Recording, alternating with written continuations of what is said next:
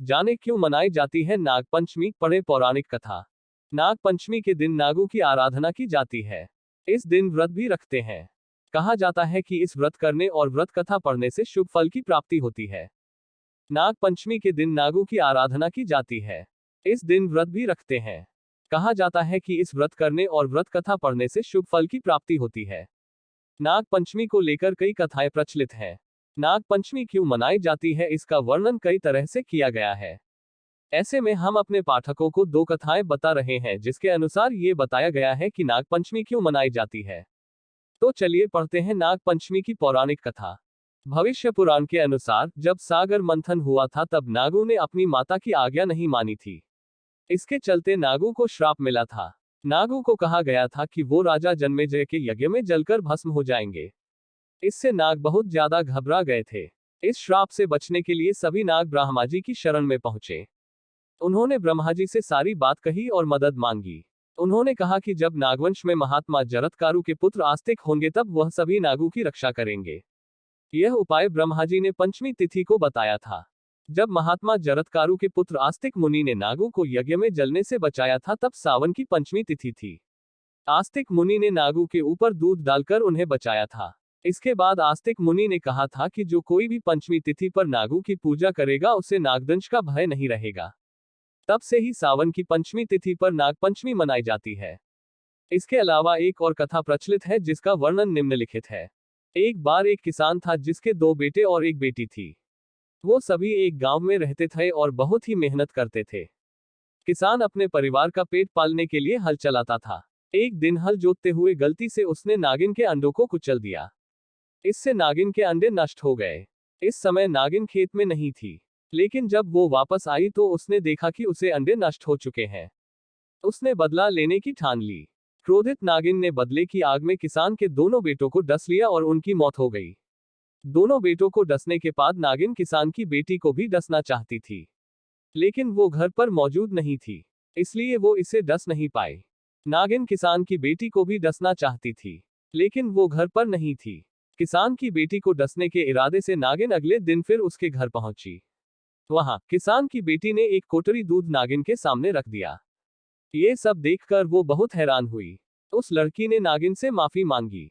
किसान की बेटी के क्षमाभाव को देखकर नागिन बेहद खुश हुई और उसके दोनों भाइयों को जीवित कर दिया। ये घटना श्रावण शुक्ल की पंचमी तिथि को हुई थी। इसी कारण इस दिन नाग पंचमी मनाई जाती है। नाग पंचमी, इस परंपरा के पीछे है ये कथा। हर साल सावन शुक्ल पंचमी के दिन नाग पंचमी का त्योहार मनाया जाता है। इस दिन नागों की पूजा की जाती है। मान्यता है कि नाग पंचमी के दिन नाग देवता की पूजा से सभी मनोकामनाएं पूरी होती हैं और कुंडली में काल सर्प दोष आदि दूर होते हैं। साथ ही सांपों के कारण होने वाले अनिष्ट का भय समाप्त होता है। लेकिन क्या आप जानते हैं कि कैसे शुरू हुई नाग पंचमी मनाने की परंपरा? तो जानिए इसके पीछे की कथा। नाग पंचमी की कथा। एक कथा के अनुसार नागों को सागर मंथन के समय जन्मेजय के यज्ञ के दौरान सभी नाग जलकर नष्ट हो जाएंगे। कालांतर में जब अर्जुन के पौत्र राजा परीक्षित के पुत्र जन्मेजय को पता चला कि उनके पिता की मृत्यु का कारण सर्पदंश था तो उन्होंने नागों से बदला लेने की सोची और सर्पसत्र नाम के यज्ञ का आयोजन किया। इस दौरान नागों की रक्षा के लिए यज्ञ को ऋषि आस्तिक ने श्रावण मास की शुक्ल पक्ष की पंचमी के दिन रोक दिया और आग के ताप से तक्षक को बचाने के लिए ऋषि ने उन पर कच्चा दूध डाल दिया। इस कारण तक्षक नाग बच गए। नाग तक्षक के बचने से नागों का वंश बच गया। मान्यता है कि तभी से नाग पंचमी मनाई जाने लगी और इस दिन नाग देवता को दूध चढ़ाने की परंपरा शुरू हुई। नाग पंचमी की कथा 2। एक अन्य कथा के अनुसार समुद्र मंथन के समय वासुकी नाग को रस्सी बनाया गया था। जहां देवताओं ने वासुकी नाग की पूंछ पकड़ी थी, वहीं दानवों ने उनका मुंह पकड़ा था। मंथन में पहले विष निकला जिसे भगवान शिव ने कंठ में धारण किया और समस्त लोकों की रक्षा की। इसके बाद निकले अमृत को देवताओं को दिया गया। ये घटना सावन शुक्ल पंचमी तिथि को हुई थी। इसमें नागों के योगदान को याद करने के लिए नाग पंचमी पर्व के रूप में मनाया जाने लगा। नाग पंचमी की कथा 3। एक अन्य कथा के अनुसार श्रावण शुक्ल पक्ष पंचमी को ही भगवान श्री कृष्ण ने वृंदावन के लोगों की जान कालिया नाग से बचाई थी। भगवान ने सांप के फन पर नृत्य भी किया था, जिसके बाद वो नथैया कहलाए थे। तब से ही नागों की पूजा की परंपरा चली आ रही है। इन उपायों से काल सर्प दोष होगा दूर, मिलेगी सुख समृद्धि। जान ले नाग पंचमी की तिथि, मुहूर्त और परंपरा। नागपंचमी की कथा 4। एक कथा के अनुसार एक राजा के 7 बेटे थे, सभी के विवाह हो चुके थे। लेकिन सबसे छोटे बेटे को कोई संतान नहीं हुई थी। इससे छोटी बहू को उनकी जिठानियां ताने मारती थी। इससे वह अक्सर रोने लगती। पति समझाता तो भी बहू का दुख कम नहीं होता था। इसी तरह समय बीतता रहा। एक बार नागपंचमी से पहले उसे स्वप्न आया। सपने में उसे 5 नाग दिखाई दिए। उसमें से एक ने उससे कहा, अरे पुत्री, कल नागपंचमी है, कल अगर तू हमारा पूजन करे तो तुझे पुत्र रत्न की प्राप्ति हो सकती है। ये सुनकर वह जाग गई और पति को सारी बात बताई।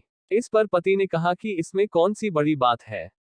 5 नाग दिखाई दिए हैं तो पांचों की आकृति बनाकर पूजन कर देना। नाग लोग ठंडा भोजन करते हैं, इसलिए कच्चे दूध से उन्हें प्रसन्न करना। छोटी बहू ने वैसा ही किया और 9 महीने बाद उसे पुत्र की प्राप्ति हुई। नागपंचमी कथा 5। एक किसान के परिवार में 2 बेटे और एक बेटी थी।